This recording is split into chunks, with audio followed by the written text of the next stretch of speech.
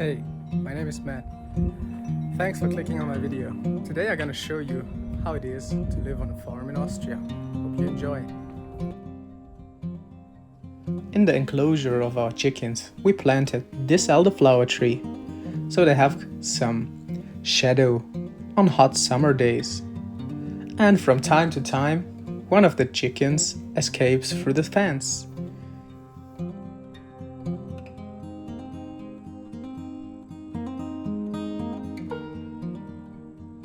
The farm is located in the mountains of Salzburg.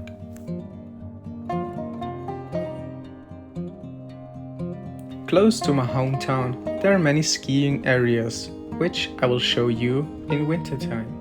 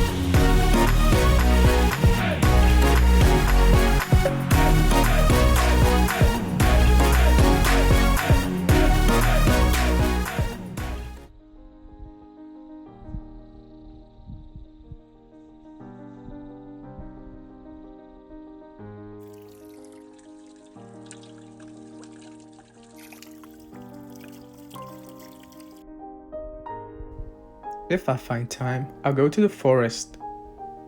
Being there makes me always so relaxed.